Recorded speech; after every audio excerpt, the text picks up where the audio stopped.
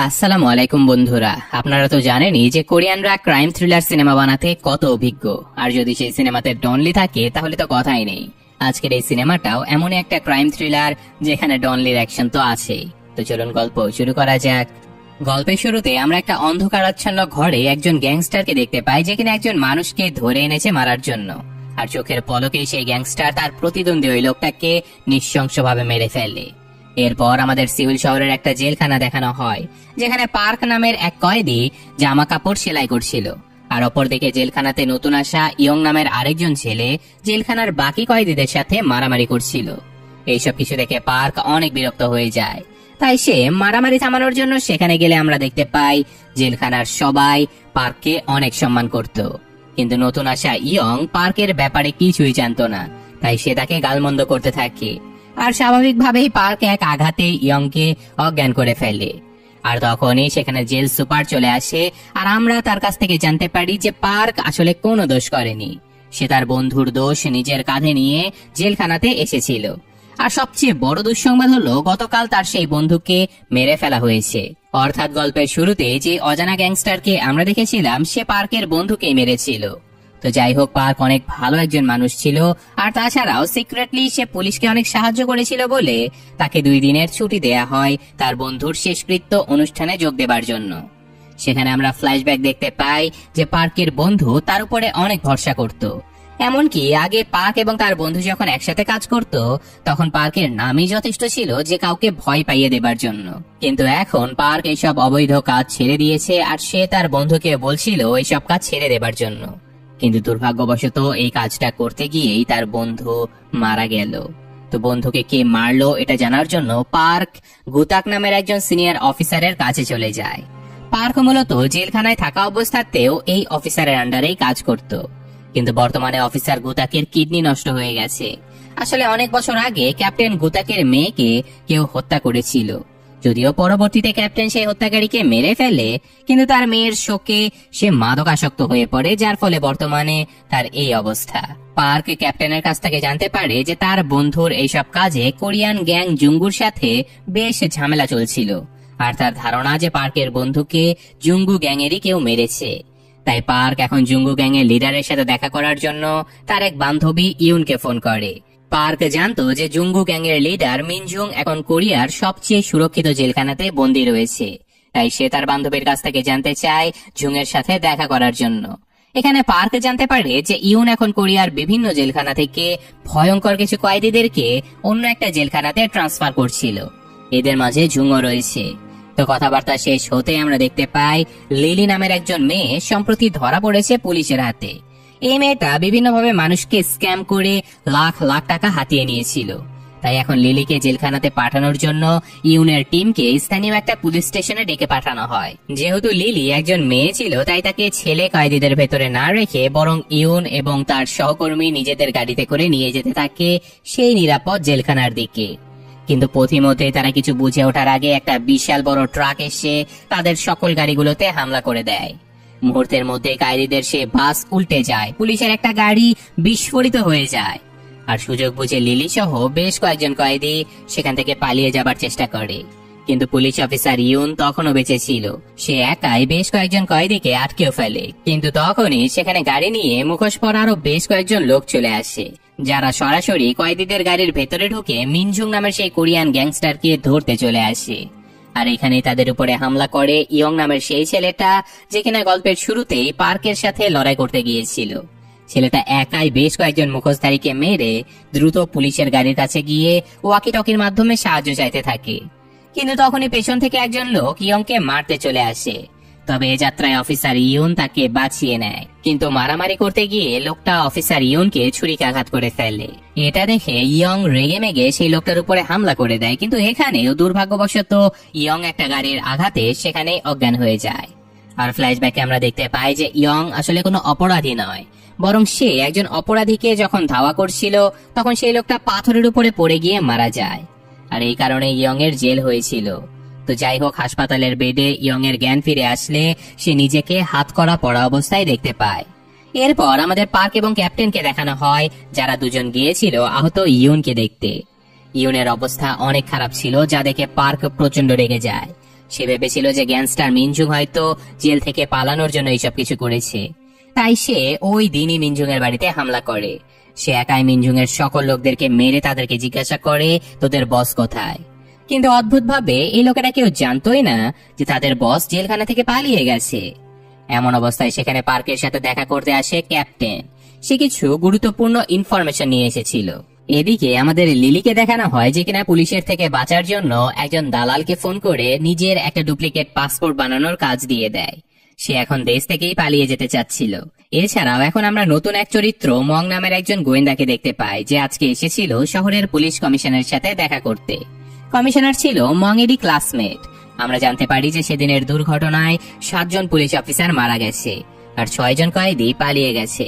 আজকে তারা পালিয়ে যাওয়া সেই কয়েদিদেরকে খোঁজার জন্য একটা মিশন শুরু করে। তারা অলরেডি 2 জন কয়েদিকে ধরে ফেলেছে। বাকি রয়েছে শুধু স্ক্যামার লিলি, গ্যাংস্টার মিনজুং, একজন সিরিয়াল কিলার এবং আরেকজন ডাকাত। পুলিশ কমিশনার ডিটেকটিভ মংকে এই মিশনের সকল দায়িত্ব দিয়ে দেয়। তো কথাবার্তা শেষে মং যখন বেরিয়ে যাচ্ছিল তখনই সে দেখতে পায় ক্যাপ্টেন এসেছে কমিশনারের সাথে দেখা করতে।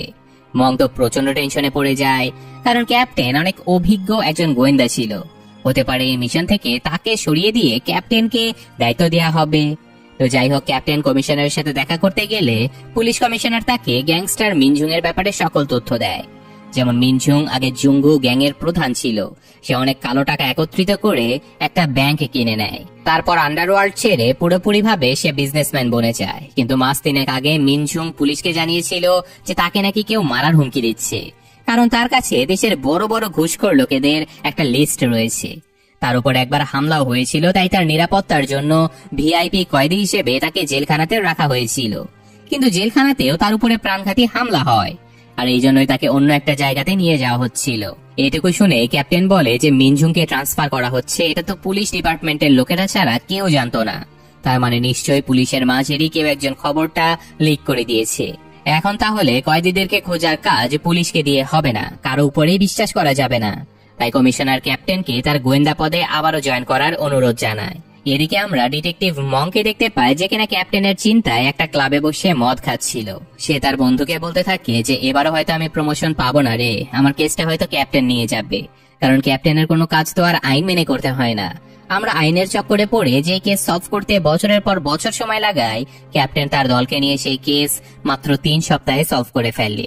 আসলে ক্যাপ্টেন পুলিশ এবং ক্রিমিনালদেরকে সাথে নিয়ে এমন একটা গ্রুপ তৈরি করেছিল যারা ক্রাইম ইনভেস্টিগেশনের কাজ করত। তাদের গ্রুপে ছিল শক্তিশালী পার্ক, এনকাউন্টার স্পেশালিস্ট ক্যাপ্টেন গুতাক, এছাড়াও তীক্ষ্ণ বুদ্ধিসম্পন্ন অফিসার ইউন এবং তাইজু নামের একজন হিউম্যান কিলার মেশিন। তারা নিজেদের কাজ এমন ভাবে করে যা কোনো সাধারণ পুলিশ অফিসার কখনো করতে পারবে না। তো যাই হোক, এখন ক্যাপ্টেন চলে আসে ইয়ং এর সাথে দেখা করতে।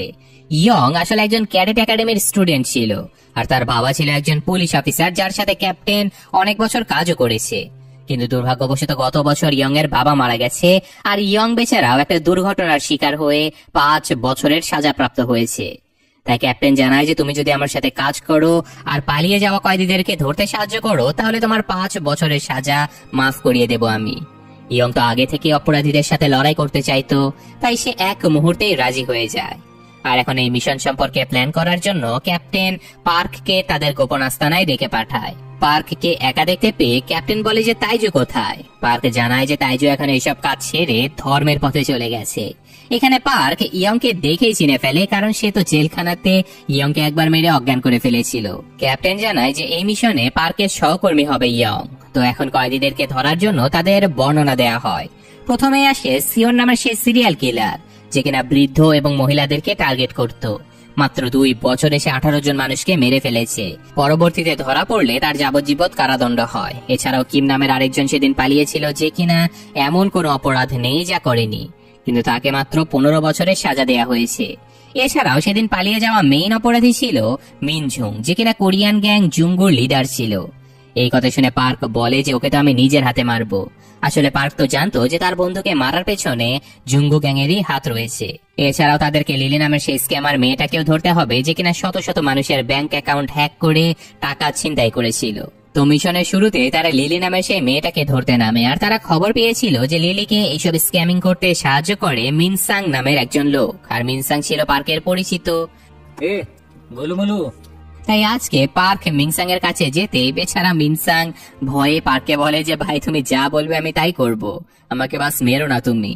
তো যথারীতি পার্ক লিলি নামের সেই মেয়েটার ব্যাপারে ইনফরমেশন নিতে মিনসাং সেখান থেকে পালিয়ে চলে যায়, কিন্তু পার্ক এক পর্যায়ে তাকে ধাওয়া করে ধরে এক ঘুষিতেই অজ্ঞান করে ফেলে।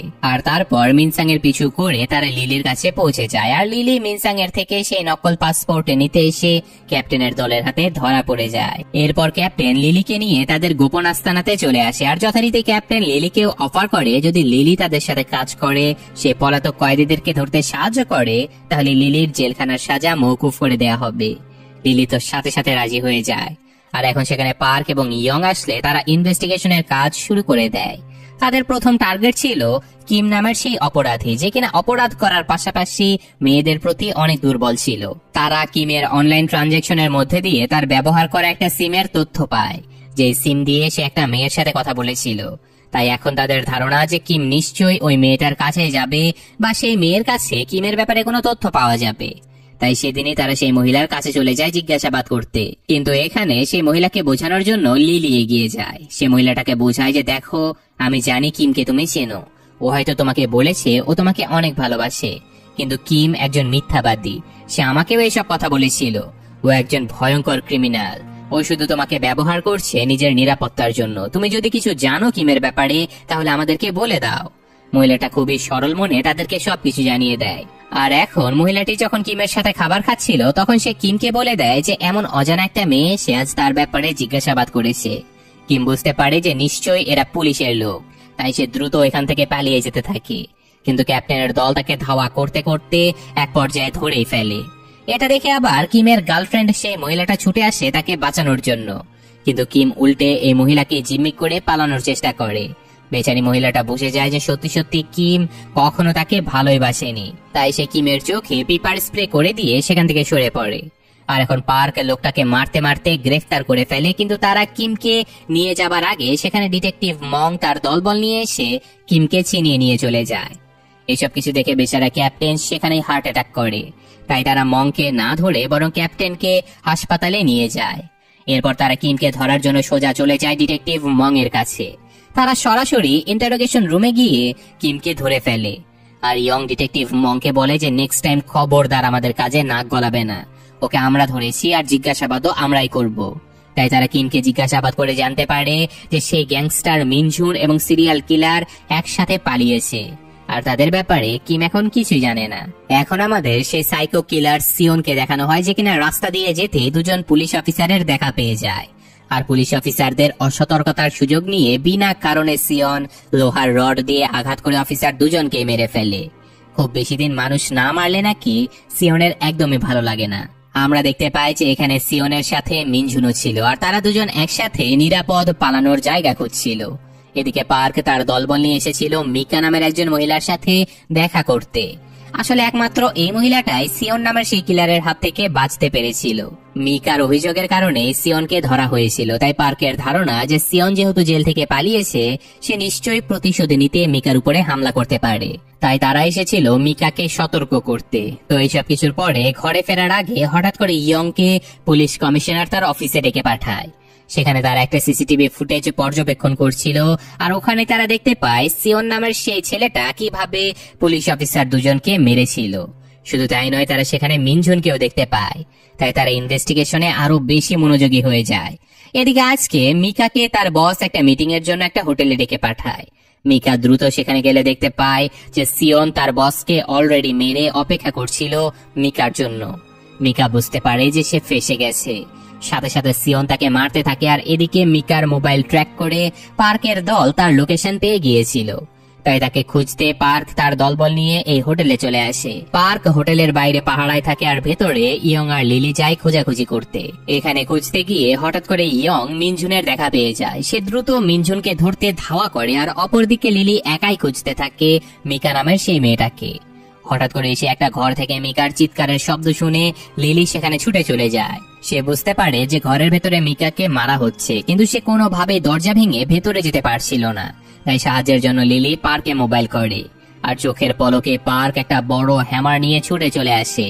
সে এক আঘাতে দরজা ভেঙে মৃতপ্রায় মিকাকে উদ্ধার করে নেয়, আর কিলার সিউনকে আচ্ছা মতো মেরে ওর কোমরের হাড় ভেঙে দেয়। এতে করে সিউন চিরজীবনের জন্য কোমরের নিচ থেকে প্যারালাইজড হয়ে যাবে। যাই হোক, পার্ক মিসেস মিকাকে নিয়ে দ্রুত হাসপাতালে যেতে থাকে, আর এদিকে গ্যাংস্টার মিনঝুনকে দাওয়া করতে করতে ফাইনালি ইয়ংও এই বৃদ্ধকে ধরে ফেলে। আর এখন মিনঝুনকে জিজ্ঞাসাবাদ করতে তারা তাদের সিক্রেট আস্তানাতে মিনঝুনকে নিয়ে আসে। পার্ক তো ঝুনের উপরে প্রচন্ড রেগেছিল, কারণ তার ধারণা এই ঝুনের গ্যাংই তার বন্ধুকে মেরে ফেলেছে। তাই সে ঝুনকে প্রচুর মারতে থাকে, কিন্তু ঝুন কান্না করতে করতে বলে যে আমি তোমার বন্ধুকে মারিনি, আমি কাউকে মারিনি, আমার একটা কথাটা শোনো। তাই পার্ক শান্ত হয়ে মিনঝুনের কথা শুনতে থাকে, আর মিনঝুন বলে যে আসলে কোরিয়ার আন্ডারওয়ার্ল্ড ইউশিহারা নামের একজন জাপানিজ গ্যাংস্টার কবজা করে নিয়েছে। ইউশিহারা জাপানের সবচেয়ে বড় গ্যাং ইয়াকুজাকে ধ্বংস করে পুরো জাপান কবজা করে নিয়েছে, আর এখন সে ইন্টারন্যাশনালি কাজ করার উদ্দেশ্যে প্রথমবার কোরিয়াতে নিজের অপারেশন চালাচ্ছে। তোমার বন্ধুকে ইউশিহারা নিজ হাতে মেরেছে। তোমার বন্ধুর জন্য ইউশিহারা নিজের ব্যবসা প্রচার করতে পারছিল না। ইউশিহারা প্রথমবার কোরিয়াতে এসে আমাকে প্রস্তাব দেয় তার সঙ্গ দেবার জন্য। আমি যদি তাকে সাপোর্ট করি তাহলে সে আমাকে অর্থ, অস্ত্র এইসব কিছু দিয়ে সাহায্য করবে। তাই আমি জাপানিজ গ্যাং এর সাথে মিলে যাই, কিন্তু পরবর্তীতে আমি দেখতে পাই যে ইউশিহারা আমাকে ব্যবহার করে একটা ব্যাংক কিনে ফেলে, যার মাধ্যমে সে কালো টাকা লেনদেন করত।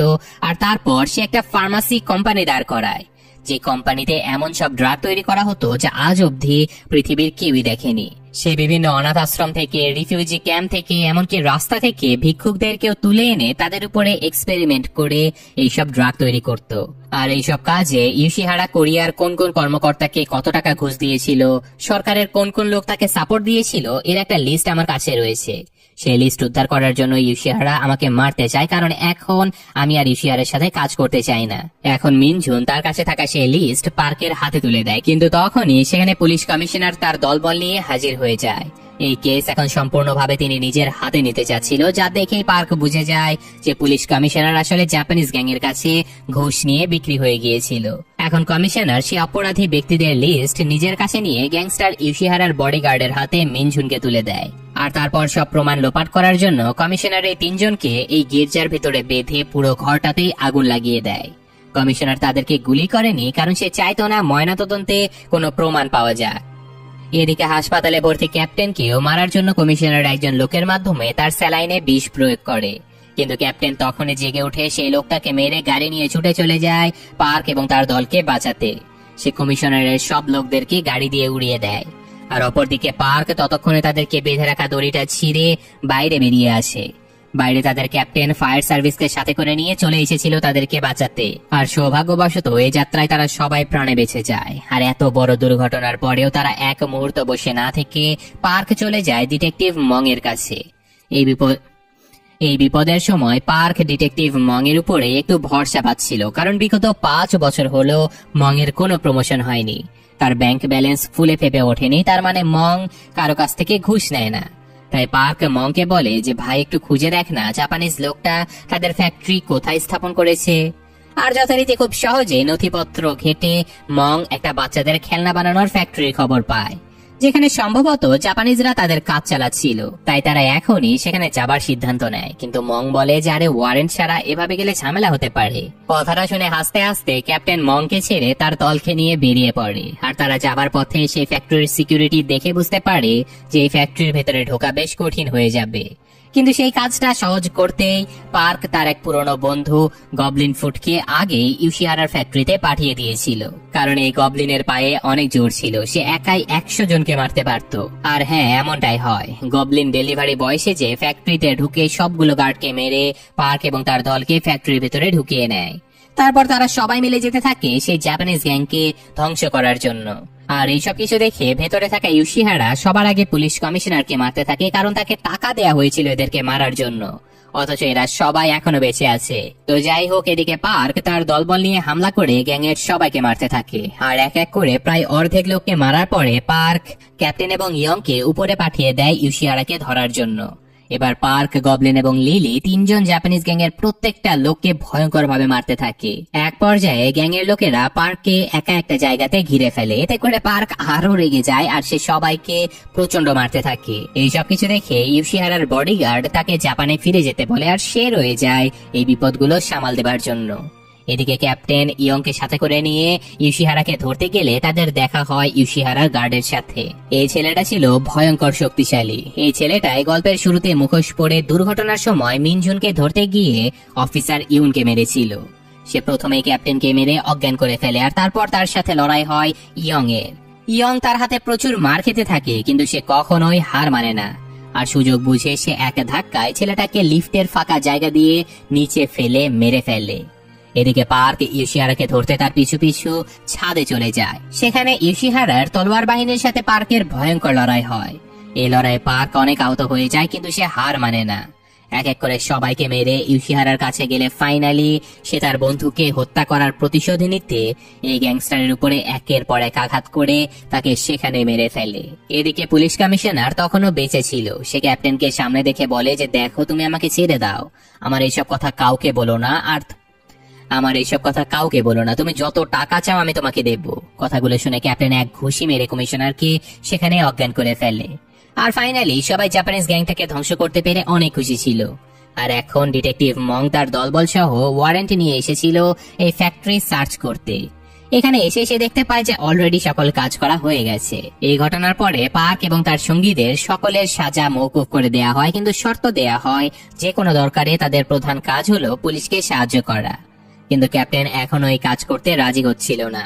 সে জলদি মৃত্যুবরণ করে তার মেয়ের কাছে যেতে চাচ্ছিল। তাই পার্ক এবং পার্কের সাথীরা ক্যাপ্টেনকে বোঝায় যে, আমরা মিনজুনের সেই ঘুষখোরদের লিস্ট পেয়ে গেছি ক্যাপ্টেন। এছাড়াও আপনাকে কিডনি দেবার জন্য ডোনারও পেয়ে গেছি। আপনার উচিত দ্রুত সুস্থ হয়ে এই ঘুষখোরদের বিরুদ্ধে অ্যাকশন নেয়া। কথাগুলো শুনে ক্যাপ্টেন আবারও বেঁচে থাকার জন্য একটা উদ্দেশ্য খুঁজে পায়। আর এই ঘটনার সাথে সাথে আজকের এই গল্পটা শেষ হয়ে যায়। তো বোঝাই যাচ্ছে পরবর্তীতে ক্যাপ্টেনকে সাথে করে নিয়ে তারা সেই ঘুষখোর ব্যক্তিদের উপরে ভয়ঙ্কর অ্যাকশন নিতে চলেছে। তো কেমন লাগলো গল্পটা কমেন্টে জানাবেন। আমি আজকের মতো বিদায় নিচ্ছি। আল্লাহ হাফেজ।